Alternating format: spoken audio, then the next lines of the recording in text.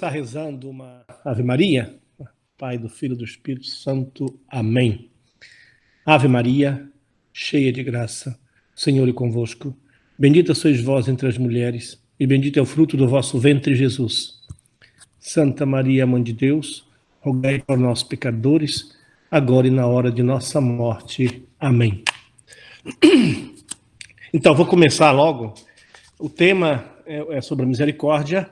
Eu me baseei naquela carta do Papa Francisco, Misericordiae Vultus, o rosto da misericórdia. É uma bula de proclamação do jubileu extraordinário sobre a misericórdia. Eu peguei algumas coisas fundamentais dessa carta e também de outras leituras que eu faço. Bom, o tema é isso, o rosto da misericórdia. Eu leio e comento, hein? Então, Jesus Cristo é o rosto da misericórdia do Pai. Então, o mistério da fé cristã parece encontrar nestas palavras a sua síntese. Jesus Cristo, o rosto da misericórdia do Pai. Isso é uma afirmação muito importante, forte. Nesse sentido, a misericórdia de Deus tornou-se viva, visível, e atingiu o seu ponto mais alto na encarnação do Verbo, né? E é muito importante enfatizar esse viva, visível. A samaritana, Zaqueu, Mateus, encontraram um homem de carne e osso, um judeu, um homem concreto. E naquele encontro concreto, visível, palpável, experimentaram a misericórdia de Deus. Então, nesse sentido, é a ênfase no fato de que a misericórdia se tornou algo visível, não é algo abstrato. Depois de ter revelado em seu nome, aliás, Deus, depois de revelar o seu nome a Moisés, fala para Moisés exatamente assim: Deus misericordioso e clemente, vagaroso na ira, cheio de bondade e fidelidade. Está no Êxodo 34, 6. Olha só que coisa bonita, hein? Deus clemente, vagaroso na ira, cheio de bondade e fidelidade. Aí, quando pensava nesse vagaroso na ira, em Isaías 42, 3, nós encontramos exatamente isso. Deus não apaga o pavio que ainda fumega, nem quebra a vara rachada. Isso para dizer, como Deus, ele é vagaroso na ira. Ele tem uma paciência imensa com seus filhos. Certo? Sempre pronto a abraçar, perdoar, acolher, porque quer salvar os seus filhos. Isso é fascinante. E depois, com a sua palavra, Cristo, e os seus gestos, e toda a sua pessoa, Jesus revela então a misericórdia de Deus. Palavras e gestos. Aqui uma cena belíssima do Evangelho, quando Jesus estava passando perto de uma cidade de Naim, uma mulher viúva, filho único, o filho morreu. No enterro desse filho, Jesus está passando, vê aquela situação, se aproxima da mulher. Vocês imaginem essa cena. Uma viúva, filho único, morto. Jesus vai até essa mulher, imagina o olhar que ele teve para essa mulher. E disse: mulher, não chores. Para vocês imaginam essa cena. Essa mulher deve ter pensado: mas o que o senhor está dizendo? Meu filho morreu. Mas disse: não chores. E depois vai e ressuscita aquele menino. Então, essa mulher experimentou a misericórdia de Deus em Cristo, através de gestos, de palavras. Ele que fala: não chores, e depois ressuscita o seu filho. Isso para falar a espessura da misericórdia de Deus na pessoa de Cristo. Depois, continuando, precisamos sempre de contemplar o mistério da misericórdia. O mistério da misericórdia é fonte de alegria, serenidade e paz. Aqui eu quero chamar a atenção. O mistério da misericórdia é fonte de alegria, serenidade e paz. Eu estava lendo um texto outro dia que eu gostei muito. O autor chamava a atenção do modo como Jesus olha para nós e nos trata. E o modo como nós olhamos para nós mesmos e nos tratamos. Normalmente, quando nós pecamos, fazemos nossas besteiras, e todos pecam, O nosso olhar para nós mesmos é sempre um olhar, às vezes até de desprezo por nós mesmos, um olhar de juiz, como se nós não fôssemos capazes, fôssemos sempre errados, como se não valêssemos nada. E não é exagero isso não, hein? Normalmente acontece muito com a gente quando a gente faz as nossas besteiras. Então, o nosso olhar é assim. Mas esse autor falava, olha, o olhar de Cristo por nós nunca é um olhar de quem julga, de quem condena, de quem nos menospreza. É exatamente o contrário. É um olhar de profunda ternura, de um amor, de uma atenção, de um carinho, de uma doçura, que se nós conseguíssemos imitar pelo menos 1%, tivéssemos pelo menos 1% do olhar, se imitássemos 1% do olhar que Cristo tem por nós mesmos, olhando para nós mesmos, nosso olhar seria totalmente diferente. Totalmente diferente. É aquele olhar que ama, que acolhe, que perdoa, que promove, que renova tudo.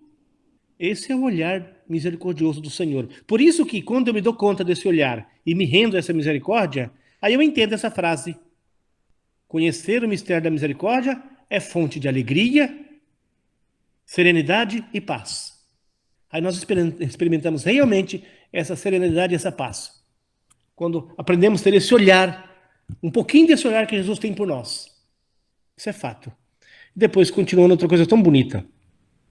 Então, é a condição da nossa salvação abrirmos-nos a essa misericórdia, aceitarmos esse olhar do Senhor e também começarmos a olhar sobre nós mesmos, um pouquinho como o Senhor olha para nós, é exatamente a condição para a nossa salvação. E na Bíblia, ser salvo não é ir para o céu. Isso é a plenitude da salvação. Ser salvo na Bíblia é ter encontrado o Senhor, viver um relacionamento com Ele e segui-lo. Por isso o próprio Jesus disse, eu sou o caminho, a verdade e a vida. Ninguém vai ao Pai senão por mim. Quer dizer, a salvação é dinâmica. É uma experiência de relacionamento com o Senhor. E se é uma coisa que define o modo como Cristo se relaciona conosco, a palavra que sintetiza tudo isso é a palavra misericórdia. E aí, aqui para explicar bem certas coisas, misericórdia é a palavra que revela o mistério da Santíssima Trindade. Olha, Deus se revela na história como Pai, Filho e Espírito Santo. E o ponto central é sempre um Deus que quer salvar os seus filhos, na sua infinita misericórdia. Depois, misericórdia é o ato último e supremo pelo qual Deus vem ao nosso encontro. O ato último e supremo. Você pare e pensa aqui naquela cena dramática e maravilhosa. Jesus na cruz. Os dois ladrões. Lá fala o bom ladrão nada. Naquela época, para ser assassinado, para ser crucificado, tinha que ser os piores, exceção de Jesus, é claro. E, no entanto, aquele bom ladrão, na última hora, se deu conta, reconheceu realmente, mestre, quando estiveres no teu reino, lembra-te de mim. E Jesus, ainda hoje, estarás comigo no paraíso. Olha só, aí a gente tem essa frase, misericórdia. É o ato último e supremo pelo qual Deus vem ao nosso encontro. Se na última hora, no momento supremo, você o reconhece, como aconteceu com o bom ladrão, você é salvo. Isso nos escandaliza, porque nós olhamos sempre a nós mesmos e aos outros. Eu fiz isso, mereço isso. Nós sempre temos uma imagem de retribuição. Bom, eu sempre fui um bom católico, sempre rezei, fiz caridade, eu mereço o céu. Nós podemos não dizer isso, mas pensamos assim. Mas a lógica aqui é outra completamente diferente. Depois continua. Misericórdia é a lei fundamental que mora no coração de cada pessoa. Quando vê com os olhos sinceros os irmãos que encontra no caminho da vida. Outra coisa muito importante, hein?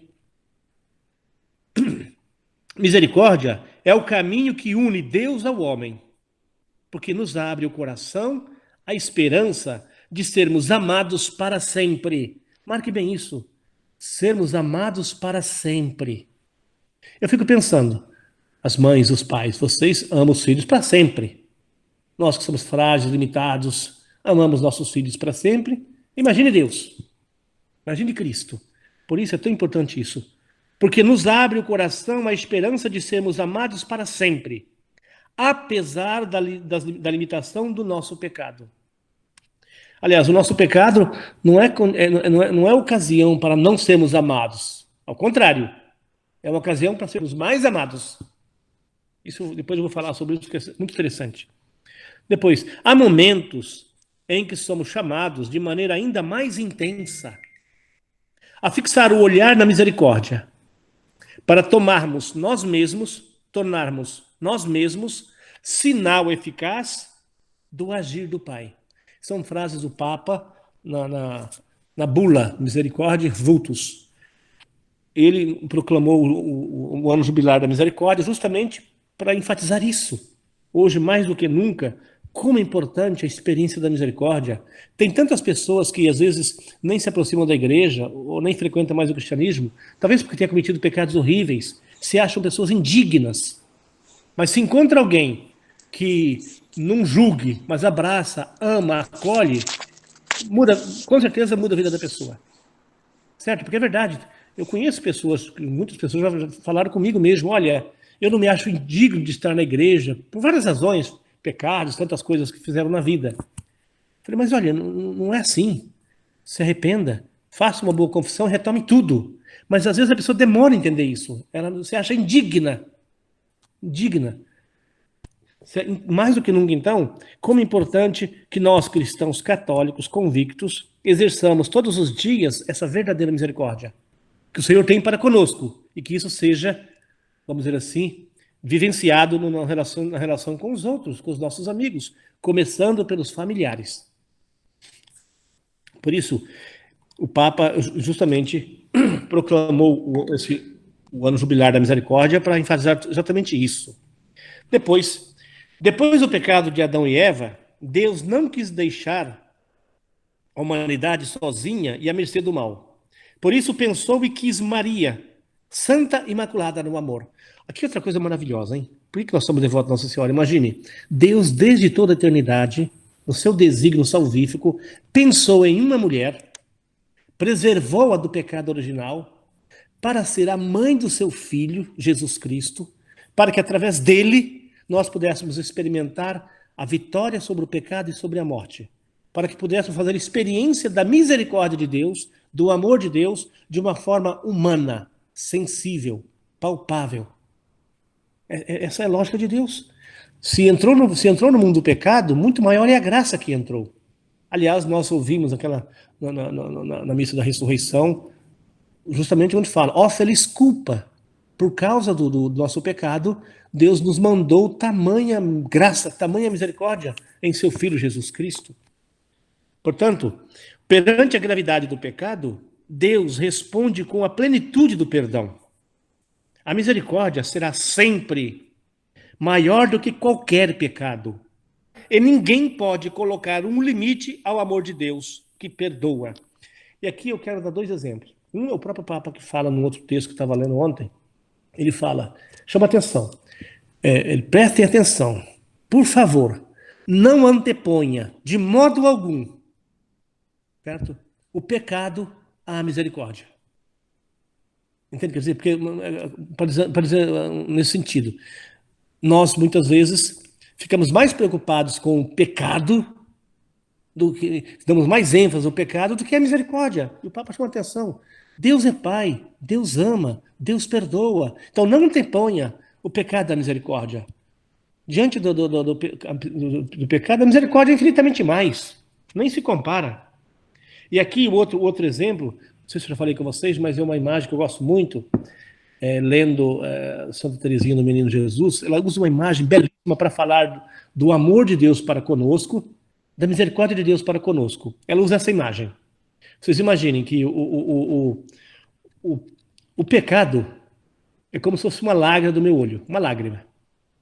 A misericórdia de Deus, o amor de Deus é como se fosse, imagina uma fogueira de São João, aquele braseiro ardente, fogueira mesmo.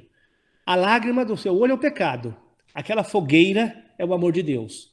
Se cai do seu olho uma lágrima em cima daquele braseiro, aquele braseiro, a lágrima nem toca o braseiro, evapora no meio do caminho. Ela usa essa imagem. O nosso pecado é esta lágrima. A misericórdia de Deus é esse braseiro, esse fogo ardente, entende? Quer dizer, evapora logo. Essa imagem é belíssima, porque justamente é o modo como Deus age conosco. E nós demoramos a entender isso. Meu Deus do céu. Depois, voltam à mente, então, aquelas palavras, fala o Papa Francisco, cheias de significado, que São João 23 pronunciou na abertura do concílio. Diz assim, a igreja, desde o Concílio Vaticano II, a igreja volta a dinâmica da misericórdia, enfatizando a beleza da fé cristã. Diz assim, nos nossos dias, a esposa de Cristo, a igreja, prefere usar mais o remédio da misericórdia que o da severidade. A Igreja Católica, levantando por meio deste concílio ecumênico o fato da verdade religiosa, deseja mostrar-se mãe amorosa. De fato, quer ser para todos benigna, paciente, cheia de misericórdia e bondade para com seus filhos e aqueles que estão separados dela. Já no Concílio Vaticano, toda essa ênfase, voltar para a misericórdia. Depois, o Beato Paulo VI, já no Concílio Vaticano II, outra coisa belíssima que ele fala. Diz assim, desejamos notar que a religião do nosso concílio foi, antes de mais, a caridade. Aquela antiga história do bom samaritano foi exemplo e norma segundo as quais se orientou o nosso concílio. Uma corrente de interesse e admiração saiu do concílio sobre o mundo atual. Rejeitaram-se os erros, com a própria caridade e a verdade exigiam. Mas os homens, salvaguardados sempre o preceito do respeito e do amor, foram apenas advertidos do erro. Assim se fez para que, em vez de diagnósticos desalentadores, se dessem remédios cheios de esperança. Remédios cheios de esperança. Para que o concílio falasse ao mundo atual, não com presságios funestos, mas com a mensagem de esperança e palavras de confiança. Não só respeitou, mas também honrou os valores humanos, apoiou todas as suas iniciativas e, depois de os purificar, aprovou todos os seus esforços. Uma é outra coisa, julgamos digno de consideração. Toda esta riqueza doutrinal orienta-se apenas a isto, servir o homem em todas as circunstâncias da sua vida, em todas as suas fraquezas, em todas as suas necessidades. Então, o Concílio Vaticano II já foi essa volta total à beleza do anúncio cristão, que é o anúncio de um Deus que é pai, que ama seus filhos, que é misericordioso. E a igreja, como mãe, não pode comunicar senão como mãe amorosa, que abraça, que perdoa, que renova. Então, depois o Espírito Santo, que conduz os passos dos crentes de forma a cooperarem para a obra da salvação realizada por Cristo, seja guia e apoio do povo de Deus, a cada um de nós. E aí o Papa fala, confiaremos à igreja, à vida da igreja, a humanidade inteira e o universo inteiro, oferecendo, sobretudo, a cada pessoa que se aproxima o amor misericordioso do Pai. E aí o Papa, com essas palavras tão belas, ele fala assim, quanto desejo que os anos futuros sejam permeados de misericórdia para ir ao encontro de todas as pessoas, levando-lhes a bondade e a ternura de Deus. A todos, crentes, afastados, possam chegar o bálsamo da misericórdia. Li essas coisas do Papa, porque esse é o Papa que nós temos, tá? Um homem que só carrega bondade e misericórdia no coração. E quer encontrar todos. Olha, para nós é um grande testemunho. Alguém a ser seguido de verdade. Certo? É impressionante como acolhe todos. E aí, mais uma vez, afirma, é próprio de Deus usar de misericórdia. E nisto se manifesta de maneira especial a sua onipotência. Atenção nisso aqui é muito interessante, hein? Essas palavras de São Tomás de Aquino mostram como a misericórdia divina não seja, de modo algum, um sinal de fraqueza. Mas, antes, a qualidade da onipotência de Deus. Aqui, olha só como a lógica humana é essa. A lógica humana é essa. Se alguém te faz muito mal, você quer rebater de alguma forma. E senão você se sente fraco. Não. Alguém me fez dessa forma. Eu não posso mostrar fraqueza. Se revida. Essa é a lógica humana. A lógica de Deus, não. Aliás, mostrar misericórdia é sinal da grandeza, não de fraqueza. Essa é a lógica de Deus. A lógica humana é totalmente diferente. É por isso que a liturgia, numa das suas coletas mais antigas, convida a rezar assim: Senhor, que dais maior prova do vosso poder quando perdoais e vos compadeceis. Quando uma pessoa tem muita dificuldade de perdoar, primeiro porque não é nada humilde. Uma pessoa que tem dificuldade de perdoar não sabe o que é humildade. Porque é como se pretendesse que as coisas acontecessem como você queira que sejam. Não. É próprio de quem é simples de coração, de quem ama de verdade, de quem é maduro de verdade, é humano de verdade, perdoar. É próprio de gente grande, de gente forte, de gente completa. Perdoar é próprio disso. A incapacidade de perdoar carrega por trás muitas pretensões. E depois, Deus permanece para sempre na história da humanidade como aquele que está presente, aquele que é próximo, providente, santo e misericordioso. E aí o Salmo 36, 136, tem uma frase muito bonita. Eterna é a sua misericórdia. Tal é o refrão que aparece em cada versículo do Salmo 36, 136.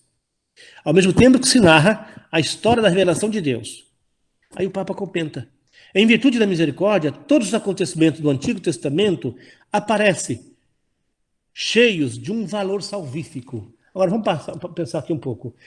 Acontecimentos do Antigo Testamento que têm um valor salvífico, coisa que pode até nos escandalizar. Mas pense, por exemplo, os irmãos de José o venderam para os mercadores do Egito. Primeiro, mataram, vocês sabem da história, mataram um animal, rasgaram a roupa do José, molharam de sangue, depois falaram para o pai que José tinha sido morto. Mas na realidade eles venderam José. E sabendo de toda a história, né? José vai para o Egito, depois toda a história se torna um segundo no poder do Egito, etc. Depois os irmãos voltam para o Egito, aquela coisa toda. Não vou contar a história. Mas olha o que Deus faz. Do pecado humano, dos limites humanos, ele tira a salvação. Essa é uma lógica que para nós pode até escandalizar, mas é assim que Deus age. Certo? Ou então, Davi. Jesus é descendente de Davi. Davi pecou feio. Primeiro foi o adultério. Se envolveu com a esposa do seu general. Depois, ela fica grávida. Para evitar problema, ele deu um jeito de que o ministro da guerra botasse aquele general na linha de frente para ser morto. São dois pecados horríveis. Mas Davi, o grande rei, certo? Escreveu um salmo maravilhoso, o Miserere, o Salmo 50 ou 51. Entende? Tende piedade, meu Deus, misericórdia. Na imensidão do vosso amor purificai-me. Lavai-me todo inteiro do pecado e apagai completamente a minha culpa. E assim por diante. Um salmo belíssimo. Essa é a lógica de Deus, que nós demoramos a entender. Escolheu homens que fizeram besteira, que pecaram, mas através desses homens entrou a salvação no mundo. E depois, o fato de saber que o próprio Jesus rezou com este salmo torna-o, para nós cristãos, ainda mais importante e compromete-nos a assumir o refrão na nossa oração de louvor diária, que é dizer: Eterna, Senhor, é a vossa misericórdia.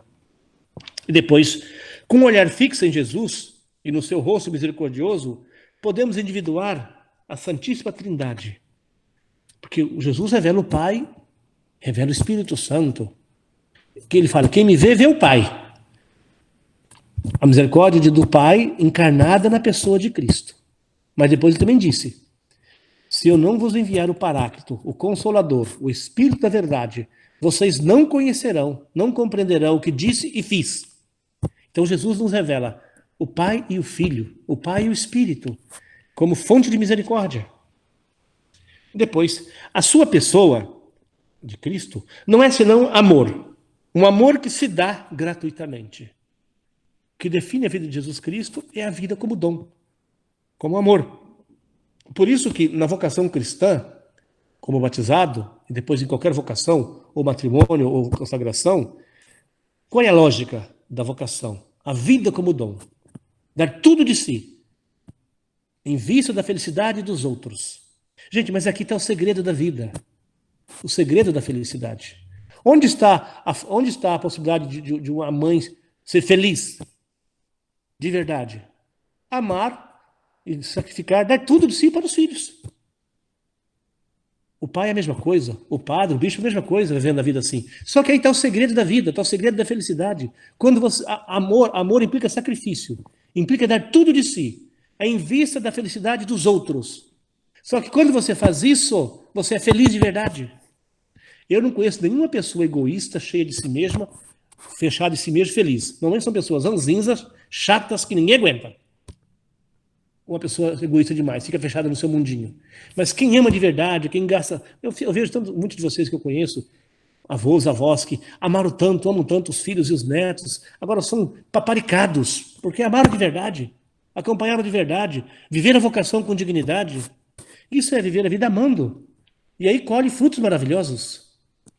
E depois, a sua pessoa não é senão amor, um amor que se dá gratuitamente. O seu relacionamento com as pessoas que se abeiram dele manifesta algo único e irrepetível.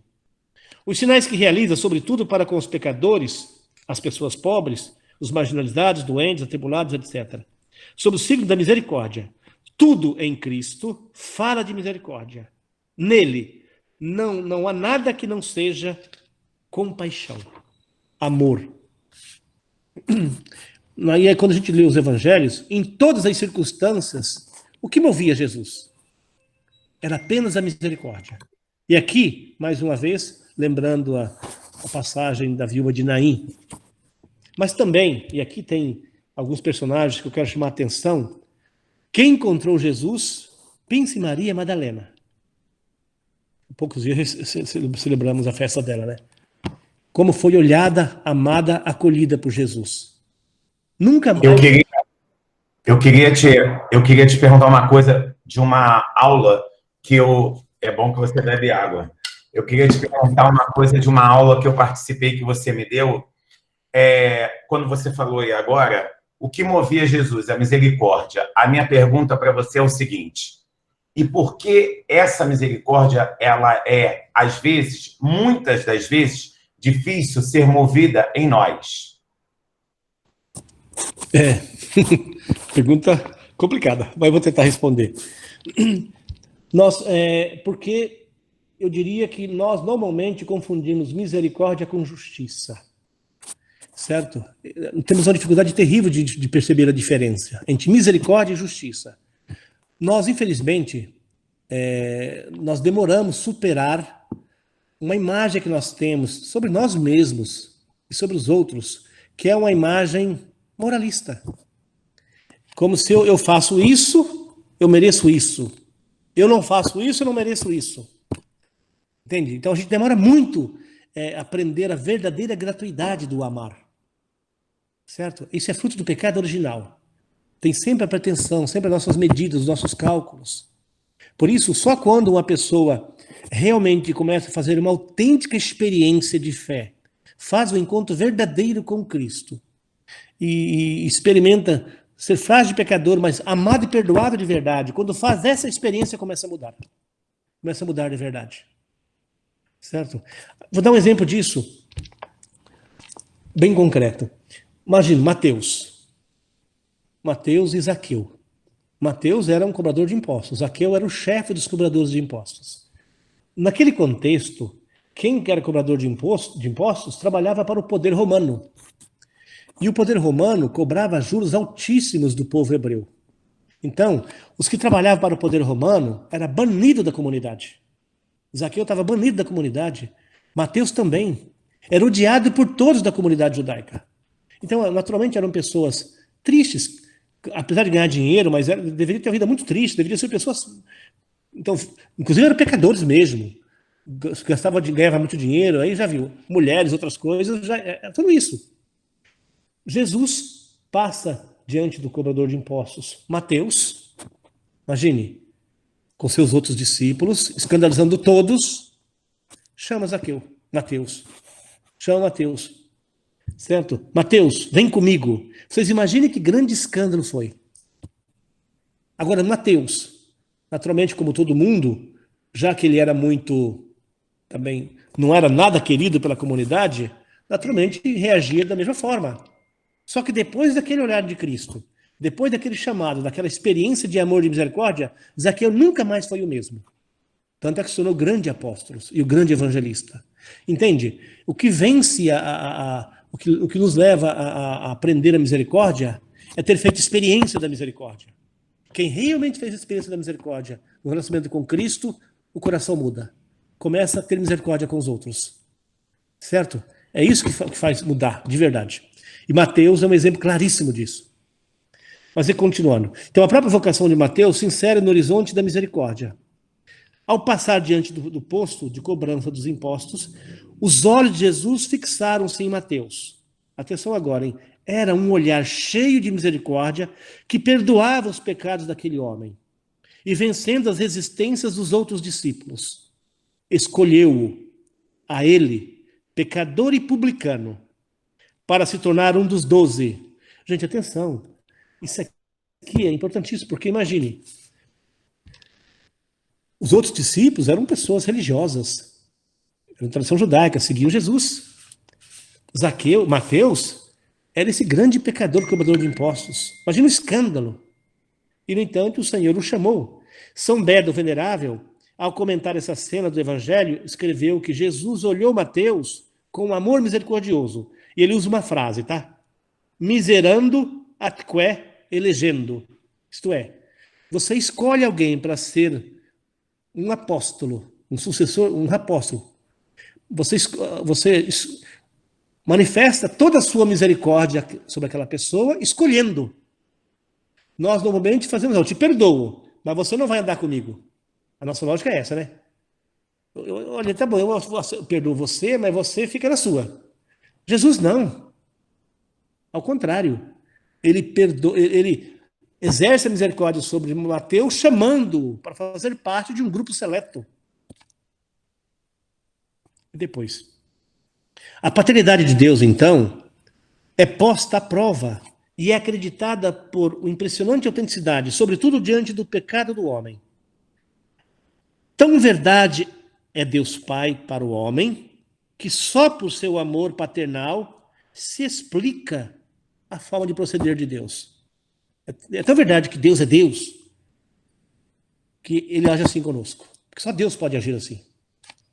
Depois, aqui eu quero comentar para vocês, isso aqui é reflexão minha, não é nem da carta do Papa, as 3 parábolas do perdão, do capítulo 15 de São Lucas. Eu vou ler para vocês, porque é muito bonito. São 3 pequenas parábolas. A última eu não vou ler não, que é grande, que é do filho pródigo, todo mundo sabe. Então, é 15, de 1 a 32. Mas eu vou ler só uma pequena parte. A primeira parábola é da ovelha perdida. Qual de vós, tendo 100 ovelhas e perder uma, não abandona as 99 no deserto e vai em busca daquela que se perdeu, até encontrá-la? E achando-a, alegre, a põe sobre os ombros e de volta para casa convoca os amigos e os vizinhos, dizendo-lhes: alegrai-vos comigo, porque encontrei a minha ovelha perdida. Eu vos digo que, do mesmo modo, haverá mais alegria no céu por um só pecador que se arrepende, do que por 99 justos que não precisam de arrependimento. Imagina uma passagem como essa. Olha a lógica de Deus. Olha a lógica de Cristo. Certo? Depois a outra. A dracma perdida. Ou qual mulher que, tendo 10 dracmas e perder uma, não acende a lâmpada, varre a casa e procura cuidadosamente até encontrá-la? E encontrando-a, convoca as amigas e vizinhas e diz: alegrai-vos comigo, porque encontrei a dracma que havia perdido. Eu vos digo que, do mesmo modo, há alegria diante dos homens, dos anjos de Deus, por um só pecador que se arrependa. E depois tem o filho pródigo, que é maior, que eu nem vou ler, vocês conhecem bem. Mas essa é a lógica de Cristo, a lógica de Deus. E aí eu comento aqui, que é muito bonito. Então, as 3 parábolas do perdão, acabei de ler 2, são, na realidade, outras tantas parábolas da predileção. Agora vocês marquem bem o que eu vou falar, tá? São coisas belíssimas. São tantas da predileção divina pelos pecadores. Predileção divina pelos pecadores. Seu denominador comum é: Deus ama mais ao menos dignos de serem amados, porque são os mais necessitados do seu amor. Os mais amados são os menos amáveis, porque Deus ama como cria, do nada. Entendeu? Isso é belíssimo, porque os que são menos dignos de serem amados são os mais amados por Deus. Isso muda completamente a nossa maneira de pensar, de conceber as coisas. Depois, continuando. A alegria no céu será maior por um só pecador que se converter, do que por 99 justos que não necessitam de conversão. O que significa isso? Certo? Exatamente isso. Que Deus, de modo particular, veio para aqueles que precisam do seu amor, da sua misericórdia, do seu perdão. Mas, de certa forma, todos nós somos assim. Às vezes nós achamos que somos bons, mas se nós também tivéssemos que enfrentar certas situações que muitas pessoas enfrentam e a gente não entende bem, talvez nós seríamos piores do que eles. Por isso nós não podemos julgar ninguém. Por isso, expressões semelhantes da preferência divina pelos pecadores se encontram também em Marcos 2,17, Mateus 21, 31 e 32. O anúncio do reino, então, se revela assim, na verdade, como evangelho, boa nova de salvação para os não salvos, para os aparentemente irredimíveis. Aparentemente irredimíveis. Por exemplo, se você para e pensa, vou repetir, na última hora, o ladrão do lado de Jesus, irredimível, na nossa lógica. E Jesus, ainda hoje estarás comigo no paraíso. Olha a lógica de Deus. Depois, a parábola do filho pródigo, mal chamada parábola do filho pródigo, na realidade é do amor ilimitado do pai. Ou seja, a ênfase descansa aqui não tanto sobre o arrependimento e o regresso do filho mais novo, quanto sobre a disponibilidade do pai para o perdão e acolhida, que contrasta flagrantemente com a atitude do filho mais velho, fechado a qualquer ideia da reconciliação e despeitado pelo procedimento paterno. Olha, se nós refletimos sobre nós mesmos, a nossa atitude quase sempre é do filho mais velho. Quase sempre. Ao passo que toda a ênfase aqui é dada, nem tanto no filho mais novo, é dada no modo como Deus ama, como Deus perdoa, como o Pai acolhe. Depois, nesse texto ainda, os versículos 24 e 32 reiteram as ideias-chave de paternidade, filiação, fraternidade. O filho será sempre filho e não servo. O pai interrompe o discurso que o filho menor prepara, ao titulando-se servo. A esse teu filho, do irmão maior, responde o pai com esse teu irmão. Quer dizer, aquele que voltou para casa, o filho mais, queria ser servo. Mas o pai, não, de jeito nenhum. É filho para sempre. É filho para sempre. Da parte de Deus não tem mudança. Depois, a parábola mostra, em suma, que o homem não consegue sua salvação na fuga emancipatória e de protesto, mas no retorno à casa do pai. Um pai que, longe de humilhar o filho prevaricador, lhe restitui seus direitos de filiação. Gente, isso aconteceu como? Conosco. Frágil e pecador como somos. A liturgia nos afirma isso. Em Cristo, Senhor, nós nos tornamos filhos adotivos de Deus Pai. A parábola do filho pródigo é exatamente aquilo que Jesus realiza. Nós somos, de alguma forma, o filho pródigo. Nós, de alguma forma, nos afastamos do Pai. Mas o Pai toma iniciativa. E nós voltamos à comunhão com o Pai. Certo? Filhos adotivos em Cristo. de Deus, filhos adotivos de Deus em Cristo. E eu sempre digo, o filho adotado, mesmo não sendo de sangue, mas se é adotado juridicamente, tem direito à herança. Nós temos direito à herança. E qual é a nossa herança? A vida eterna. Entende? Voltar para a casa do Pai, que em última instância é o céu. Estamos aqui de passagem. Nós não temos pátria. Vocês têm dúvida disso? Eu não tenho dúvida nenhuma. Daqui 100 anos não tem mais ninguém aqui. Estamos aqui de passagem. Nós somos filhos do eterno. Eu sempre digo, o céu é uma garantia. O inferno é uma possibilidade. Porque existe a liberdade humana. Mas com essa misericórdia infinita de Deus, se nós tivermos um pingo de simplicidade de coração e seguirmos de verdade o Senhor, Ele jamais vai nos abandonar. Impossível. Quando a gente tem certeza disso, a vida se enche de paz e de esperança. E depois, continuando, são tantas coisas bonitas aqui. As 3 parábolas foram introduzidas por uma notação significativa. Jesus as apresentou como resposta aos que se escandalizavam, como o filho maior, de seu trato familiar com os pecadores. A justificação de Jesus consiste, pois, em manifestar que ele age assim com os pecadores, com os pobres, com os marginalizados, com todos, sobretudo aqueles mais necessitados e mais pecadores. Age assim porque o próprio Deus age assim. Esta é a mensagem de um Deus que outorga trato preferencial aos pecadores. É algo que carece de qualquer paralelismo na época. É algo único. Na época de Jesus, agir assim era inconcebível, porque os judeus da época eram extremamente moralistas. Era lei pela lei.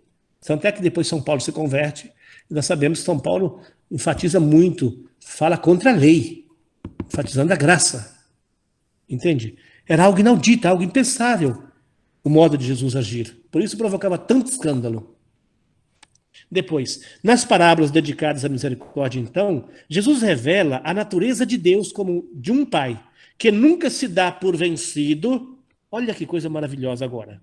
Nunca se dá por vencido, enquanto não tiver dissolvido o pecado e superada a recusa com a compaixão e a misericórdia. Deus não desiste de nós, tá? Ele tem uma paciência até o último instante, querendo vencer a nossa rebeldia. Mas isso é verdade. Querendo vencer a nossa rebeldia, de modo que nós, cedo ou tarde, possamos nos render a Ele. Por isso, conhecemos essas parábolas, 3 em especial, já falamos, né? A da ovelha extraviada, etc. Depois, nessas parábolas, Deus é apresentado sempre cheio de alegria, sobretudo quando perdoa. Cheio de alegria quando perdoa. Nelas encontramos o núcleo do Evangelho e da nossa fé.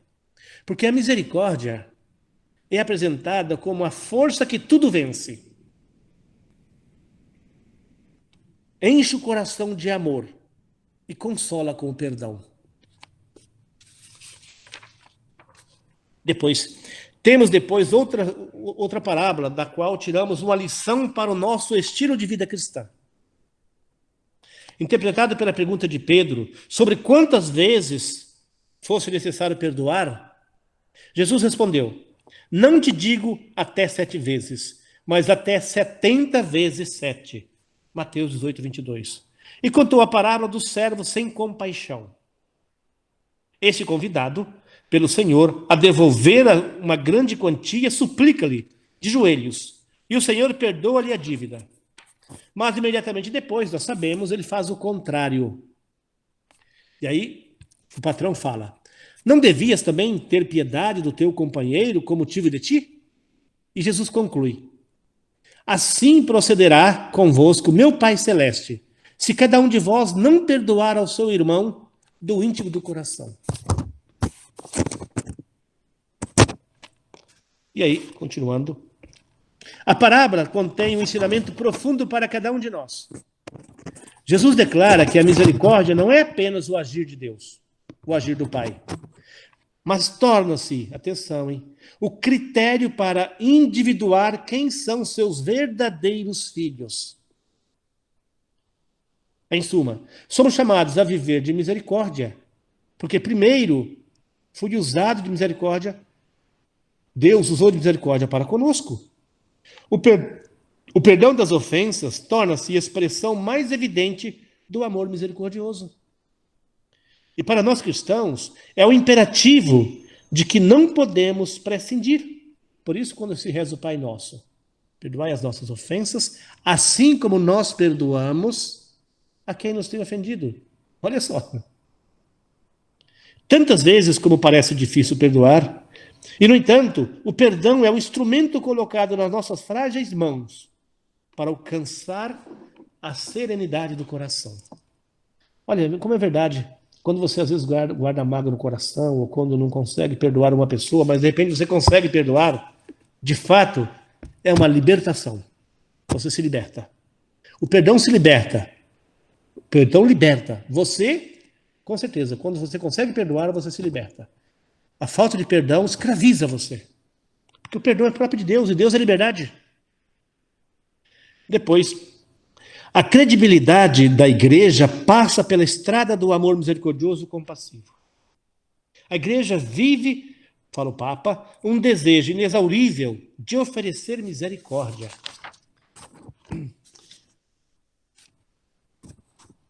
Bom, eu já estou terminando, só mais uma coisa muito bonita que é São João Paulo II que fala.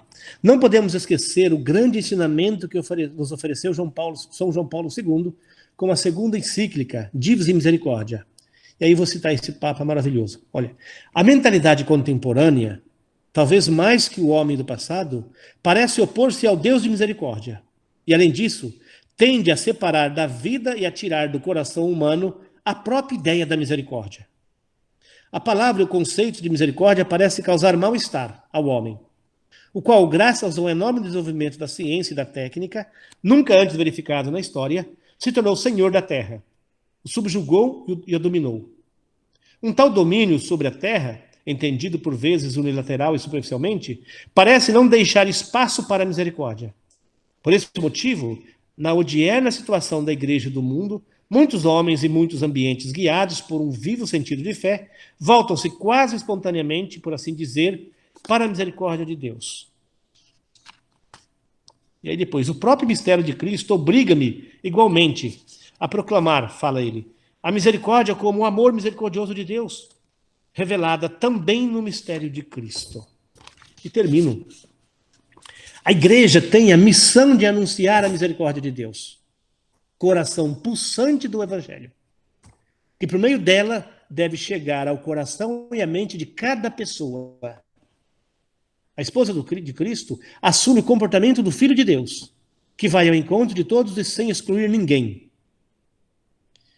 No nosso tempo, em que a igreja está comprometida na nova evangelização, o tema da misericórdia exige ser reproposto com novo entusiasmo e uma ação pastoral renovada. É determinante para a igreja e para a credibilidade do anúncio seu anúncio, que vive e testemunha ela mesma a misericórdia. A sua linguagem, os seus gestos, para penetrar no coração das pessoas e desafiá-las a encontrar novamente a estrada para regressar ao Pai, devem irradiar misericórdia. Mas aqui eu termino dizendo, só que a igreja, não podemos pensar abstratamente, a igreja sou eu, é você, somos nós, é o corpo de Cristo. Então, o coração misericordioso de Cristo chega até as pessoas hoje como? Através de mim, através de você. Através dos nossos contatos com as pessoas, do nosso modo de se envolver com as pastorais, com as paróquias, com as pessoas. Certo? Porque se é uma coisa que as pessoas precisam, hoje mais do que nunca, é se sentirem amadas, queridas, compreendidas, perdoadas. Também nós, claro. Então é isso. Eu quis dizer essas coisas para vocês, são coisas bonitas, grandes. Agora, João, se quiser alguma pergunta ou outra, tudo bem, vamos lá. Ficou claro, né? Deu para entender bem? O Papa Francisco afirmou que o pecado é o lugar privilegiado do encontro com Cristo. O Marcos falou isso, comentou. O senhor pode comentar essa afirmação? O pecado é um lugar privilegiado do encontro com Cristo. Se nós pararmos e pensarmos toda a vida de Cristo, por que Jesus Cristo nasceu? Por que o Verbo se fez carne? Primeira coisa. Depois, por que ele viveu 33 anos entre nós e nos últimos 3 anos ele caminhou entre os homens, acolheu, amou, privilegiou sobre todos os pecadores. Certo? Por que ele morreu na cruz e ressuscitou? Por que ele aceitou morrer na cruz? Justamente para que os nossos pecados fossem perdoados. Então, como é verdade isso? É o Papa que fala e é verdade. A realidade do pecado é o lugar, o pecado é o lugar do encontro, o melhor lugar de encontro com Cristo. Porque justamente, se eu me dou conta, primeira coisa, para encontrar Jesus Cristo de verdade, isso implica a oferta de Cristo e a minha liberdade que adere, que diz sim. Certo? E os grandes pecadores que se converteram é porque logo, ao encontrarem Cristo, se renderam a Jesus Cristo e nesse encontro com Cristo, não só foram perdoados, mas aconteceu uma mudança radical na vida. Porque o encontro com Cristo muda mesmo, transforma de verdade a vida da pessoa. Ok? Mas essa frase aqui pode nos escandalizar. Como é que é isso? O pecado é o lugar do encontro da pessoa? É claro, ele morreu, ele se enganou por causa do nosso pecado. Ele morreu na cruz por causa do nosso pecado. Não tem frase mais adequada. Uma vez eu estava ouvindo, né, você falar numa aula, e aí teve uma citação dessa que eu até anotado. O grande problema, a questão querigmática nossa da pastoral hoje, já que a gente estava falando da misericórdia, essa questão querigmática nossa hoje no processo da evangelização é uma evangelização contemporânea que atenta aos sinais dos tempos, atenta ao homem de hoje, ao homem moderno, porque é uma criança da catequese que vai ter que ser acolhida com aquilo que ela traz da sua família, com as dores, com as situações complicadas. Ela não é uma criança que veio com um modelo perfeito de família, mas ela entrou numa catequese. Então, a gente tem que ter um olhar misericordioso para isso. Eu acho que esse processo evangelizador nosso hoje, ele é um processo que precisa estar atento aos sinais dos tempos. A evangelização contemporânea com uma linguagem atual, uma linguagem moderna que fale ao coração do homem. Aquilo que você ensinava na formação nossa de professores. E eu queria dar uma paradinha aqui, porque tem uma visita para o senhor. O Padre Ronaldo entrou no... Eu vi. Ronaldo. Deixa eu fechar o meu microfone. Peraí. Ronaldo, quer falar alguma coisa? Pode falar, Padre Ronaldo. Eu fechei o meu microfone. Padre Ronaldo, seu microfone está fechado ainda. Seu microfone está fechado, Padre Ronaldo. Microfone aqui, ó.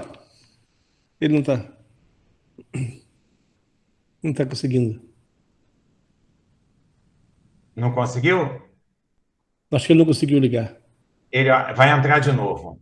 Mas essa questão aí, porque se não for atento aos sinais agora, do tempo... acho que eu consegui. Sim, agora acho que eu consegui. Ótimo. Então, boa noite para todos aí. Boa noite. Boa noite, Dom Paulo Romão. Boa noite, o Nelson, um grande amigo também da Península, me convidou para dar uma entrada um pouco nessa live, então quero agradecer o convite e dar uma boa noite, dizer que a gente está aqui rezando por todos vocês e que bom poder realmente participar desse momento aí de fé. Obrigado pela participação e obrigado pelo convite. Maravilha. Beleza. Fala, Suzana. Hã? Fala, sua. Aqui é a Suzana, Padre Ronaldo. Aqui é Olá, Suzana. Boa noite. Linda, Suzana. Que saudade! Olha só. A Suzana tá igual a Sueli com você. Desculpa, acho que eu atrapalhei aí a formação, me perdoe. Não, me perdoe. tranquilo. Não. Já falei muito, tranquilo. Obrigado, Bom Padre. ver, viu? Muito feliz. Como é bom ter um padre acolhedor, né? Olha só, olha que bonito. Né? Eu sou da escola do Dom Paulo Romão. Isso. Ai, Me isso ajudou aí. muito no seminário e na comunhão de libertação. Eu também. Eita maravilha! Eu também sou formado por essa escola, quando o pessoal falava Padre Paulinho. Padre Paulinho. Escola da Paraíba, Paulinho, né, Marcos? Verdade, aqui é Paulinho, não tem jeito ainda não chamamos de Dom Paulo. Graças a Deus. Ele recebeu a mitra, mas ficou com um coração de ouro, como sempre, na formação. Verdade, coração é de ouro, continua de ouro. É uma joia rara. Vocês são muito bons. Mas eu vou desligar meu microfone para não atrapalhar a sua fala. Mas então, tinha uma pergunta, né?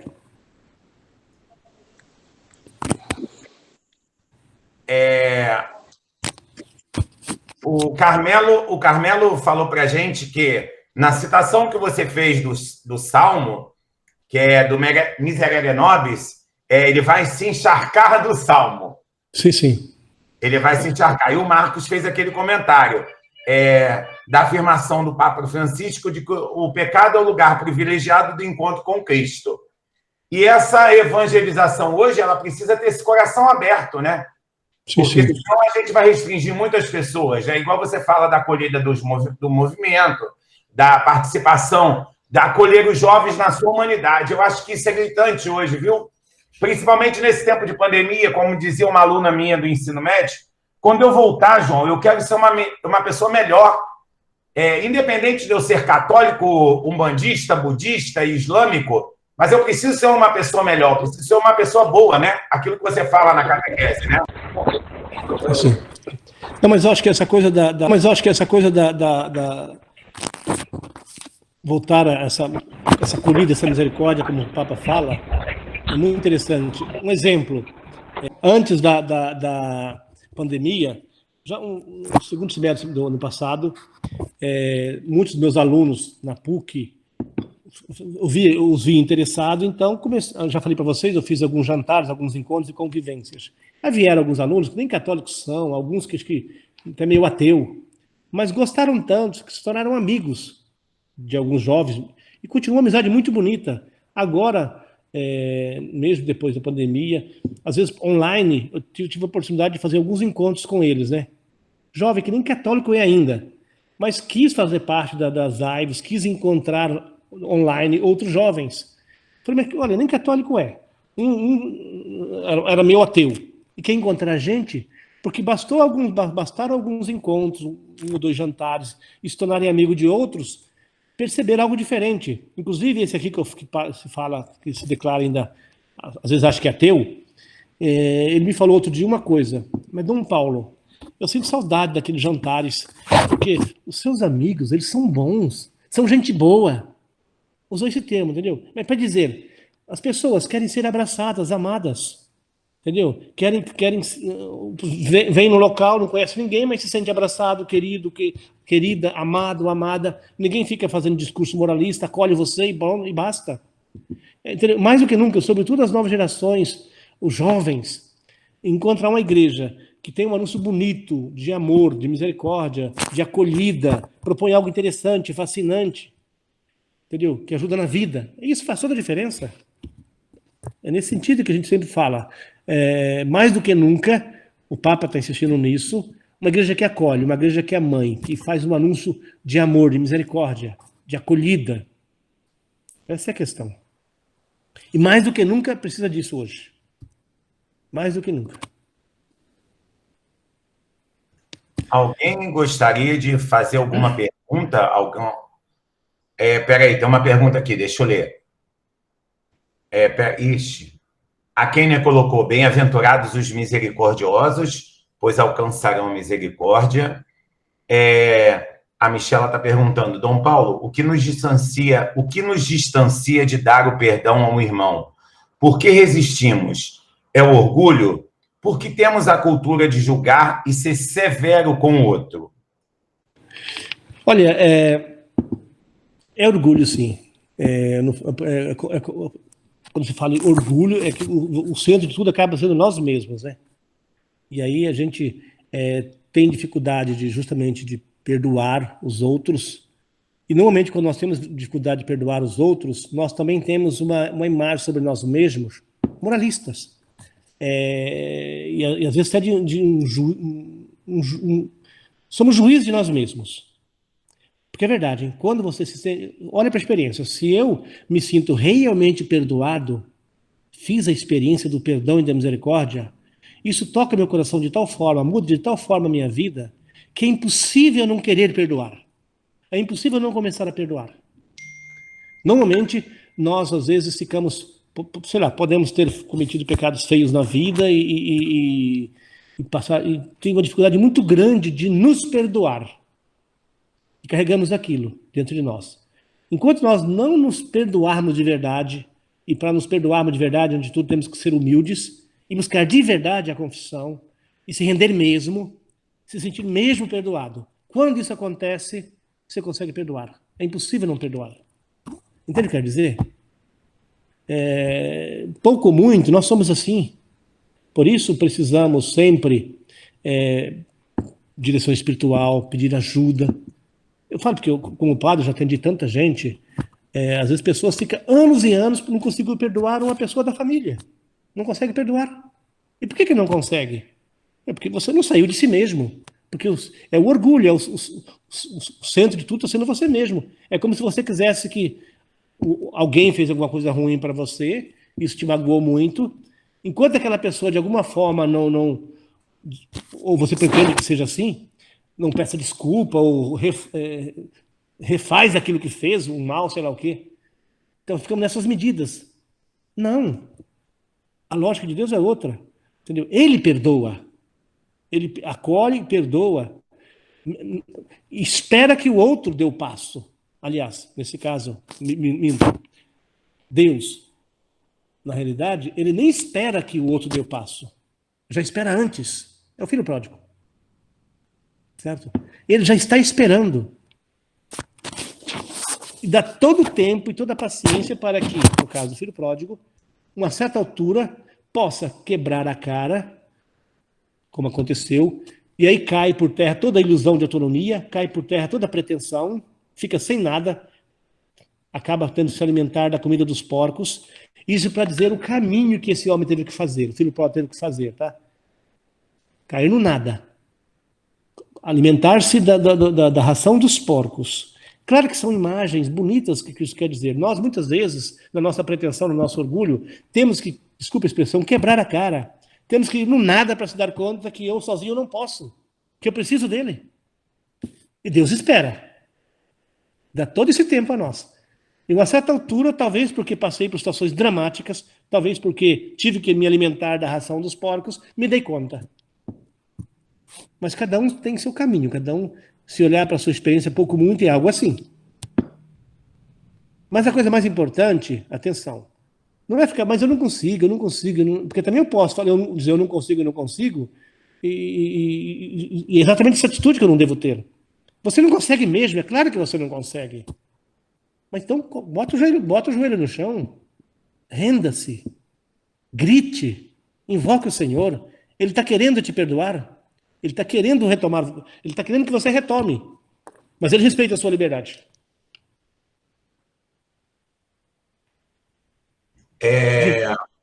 Peraí. Aqui, Deus é misericórdia. Posso concluir que ele nos oferece o dom gratuito para que possamos ser misericórdia conosco e com o outro? Misericórdia é dom de Deus? É graça santificante?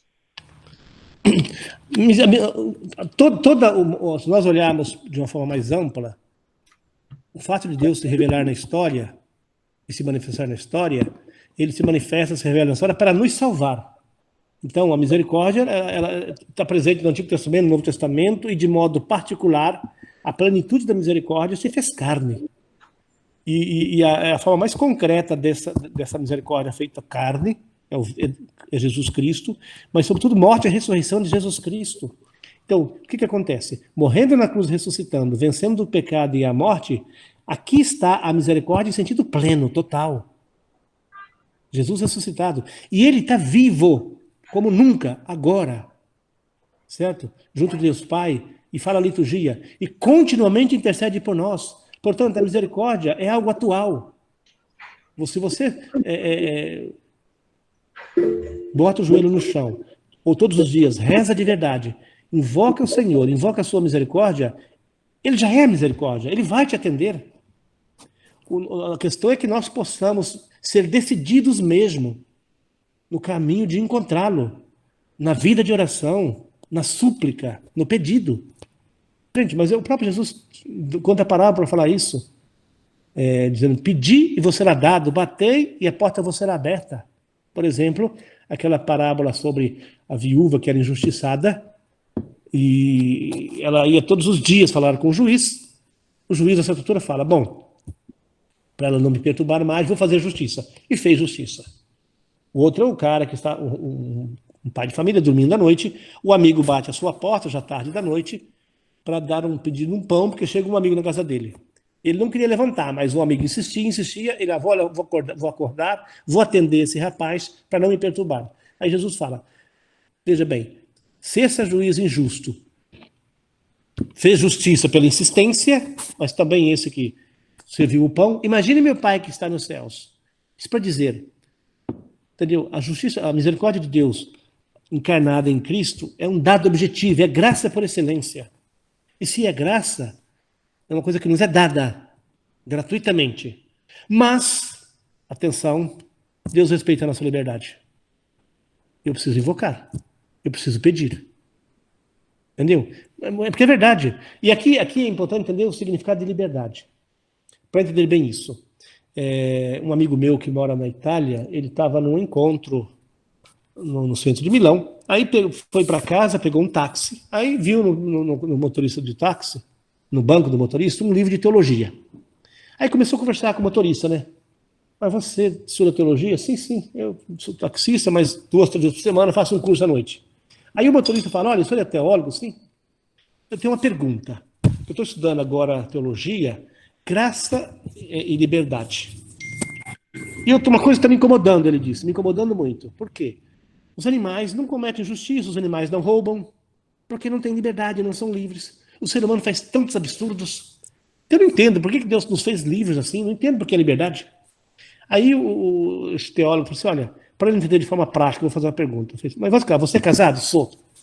Tem esposa? Tenho. Tem filhos? Tenho. Me responda essa pergunta. Você ficaria feliz se a sua esposa dissesse para você, olha, eu estou com você porque eu sou obrigado a estar com você. Eu te amo porque sou obrigado a te amar. Teria algum sentido isso? Claro que não. Não teria sentido nenhum. Você fica com a pessoa, se não for por amor, não tem sentido nenhum. Eu falei, tá vendo? Nós que somos seres humanos, não aceitamos qualquer amor, tem que ser livre. Isso não vale a pena. Imagine Deus. Deus não seria diferente. Certo? Ele é amor, ele é misericórdia, sempre pronto a perdoar, sempre pronto a renovar nossa vida, mas ele respeita a nossa liberdade. Nós temos que ser decididos. Nós temos que invocá-lo, buscá-lo. Sempre. Não porque ele precisa ser invocado, ele não é carente. Mas eu preciso, você precisa. Mais alguém quer fazer alguma pergunta? Deixa eu ver se tem alguma no chat. Jesus manso e humilde de coração, fazer nosso coração semelhante ao vosso. Glória. Mais alguém quer fazer alguma pergunta? Pode abrir o microfone. O tema da misericórdia que cada um de nós ouviu nessa noite, isso tocou o nosso coração para que a gente possa se tornar a cada dia uma pessoa melhor para poder darmos testemunho com a nossa vida diária, porque o que vai arrastar uma multidão do dia a dia na nossa trajetória é a gente dando testemunho de humanidade, né, Dom Paulo? Sim, claro. E como é que você se sente ouvindo essa palavra do pastor, do bispo, te chamando, te convidando por Jesus para ser misericordioso com o outro? Alguém gostaria de comentar? Lorival, gostaria de comentar, por favor? Te aguardo. Obrigado, João. É só estou parado para reflexão mesmo. Mas ficou claro, deu para entender bem, né? Deu, foi ótimo. São Foi coisas ótimo. belíssimas. Muito bom. Muito bem, se não tem mais nada, né, João? Então, Tem a Luciana de Curitiba está participando com a gente, tá? Luciana, você está aí? Lá do Paraná. minha terra. Pois é, por isso que eu falei. Luciana, tá aí, Lu? Eu acho que o microfone... Mais alguém gostaria de falar alguma coisa? Oi, João. Oi, Lu. Tudo bem? Tudo bom? Boa noite. É porque eu vi que você tinha entrado no Meet, aí eu falei para ela que você agora mora em Curitiba, porque é a terra do bispo. Dom Paulo adora o Sul. Ele é do Sul. Ah, não sabia. Que legal. Eu sou mais do norte, né? Norte do Paraná. Entre Ourinhos e Londrina. Ah, então, eu estou morando em Curitiba agora. Ah, que bom. Ah, muito bom aí ouvi-lo. Obrigado, Lu, pela participação. Alguém mais? Obrigada, João. Obrigado, Lu. Obrigada, Dom Paulo. Nada, imagina. Queria, antes de você terminar com a bênção, pedir pela recuperação do bispo, né? De Itaguaí, de Dom Biratã, e pedir por uma menina bem pequena que nós estamos rezando no grupo, em vários grupos da igreja, pela Maia, que está adoentada, está numa trajetória do hospital bem difícil, mas vem evoluindo, melhorando a cada dia. Então, nesse momento, eu coloco a intenção, tanto de Dom Biratã, quanto a intenção da Maia também. E aí, deixo com você e com o Padre Leonardo agora o final aí. Tudo bem. Leonardo, quer falar alguma coisa? Está desligado lá. Então, vou dar bênção, então, e... Padre Leonardo, o microfone está fechado. Seu microfone está fechado, a gente... Mais uma vez, só agradecer a oportunidade de estar com vocês nesse grupo de formação. Agradecer também estar aí junto com Dom Paulo, Romão, e vivenciar essa misericórdia de Deus. Nesse tempo de pandemia, a gente tem experimentado muito essa misericórdia divina, esse perdão divino, e esse amor de Deus se manifesta como? No perdão, né? Então, a medida do perdão também é a medida do amor. Sendo assim, que Deus nos perdoe sempre e vivamos sempre essa misericórdia de Deus no coração, que se dá, como o Dom Romão falou, nesse encontro, né? Que transforma completamente a gente. É um encontro que realmente modifica o nosso ser. Então, uma boa noite para todos e obrigado por estar aqui com vocês. Muito bem, então vou dar a bênção, né? O Senhor esteja convosco. Ele está no meio de nós. Abençoe-vos, Deus Todo-Poderoso, Pai, Filho e Espírito Santo. Amém. Uma boa noite a todos. Obrigado. Obrigado. Boa noite. Boa noite. Obrigado. Boa noite, obrigado. Boa noite, muito obrigado. Catequese, quando o Dom Paulo der o tema e o dia dele livre, tá ok? Boa noite. Noite. Boa noite. Boa noite a todos aí, velho. Boa noite, obrigado a todos. Obrigado, Padre Leonardo. Foi um prazer, viu? Obrigado, prazer também falar com vocês aí. Deus te abençoe. Reza pra gente, tá bom? Tá certo. Deus te abençoe, Suzana. Bom te ver. Um abraço bem grande. Espera a sua camisa, viu? Tá bom, um grande abraço. Deus abençoe vocês. Tchau. Boa noite. Boa noite a todos. Boa noite, João. Boa noite, Dona Silvia. Boa noite, Dona Silvia. Boa noite, gente, para todos. Boa noite, João. Boa noite, Carlos. Boa noite, Sônia. Boa noite, Conceição. Boa noite, Vera. Boa noite. Boa noite, João. Muito obrigada. Obrigado, Dona Silvia. Obrigado, Sueli. Obrigada, João. Boa noite. Boa noite. Lu, dá um abraço nos meninos, Lu. Tá bom? Kenny, obrigado pela participação. Sônia, obrigado. Boa noite. Boa noite, Marisa. Boa noite, João. gente. Boa noite, obrigado, hein? Obrigado. Boa noite, João. Eu que agradeço.